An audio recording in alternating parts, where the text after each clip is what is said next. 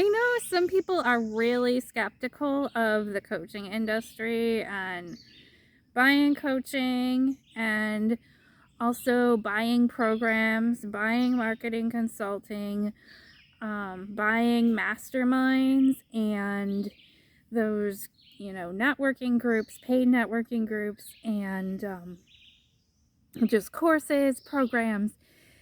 And some people that I know in my audience think that it's all just a big scam to take your money, and the rich get richer and the poor get poorer and all of those kinds of things. So they see that stuff and they're like, yuck, I would never buy any of it.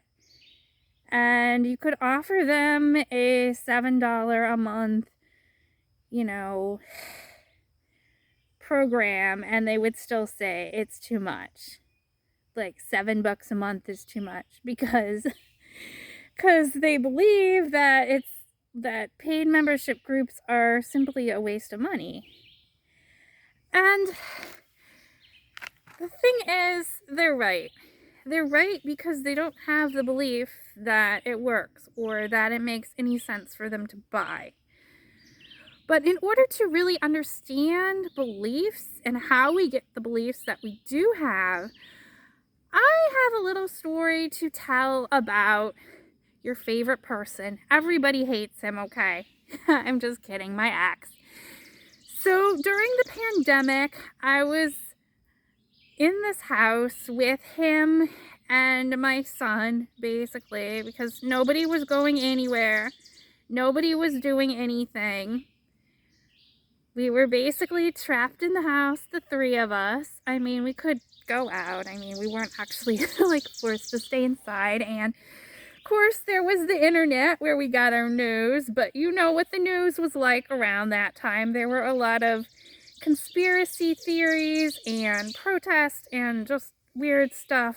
And in my town, there were people defacing election signs, which is pretty mild compared to some of the other things that were going on around the country and around the world.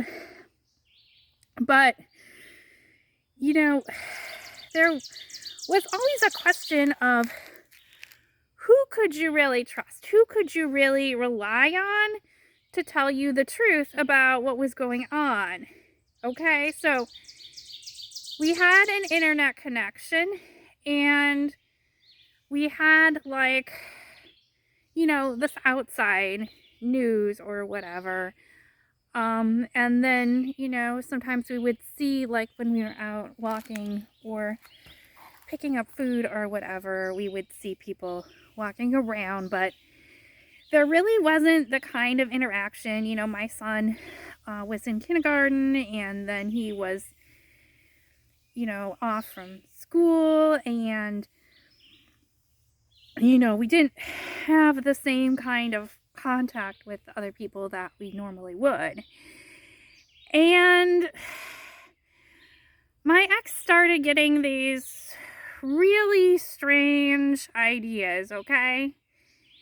And even if I would talk to somebody about them, which I did to a few people, I don't think anybody got the gist of how serious what was going on was, because you have all this other stuff going on.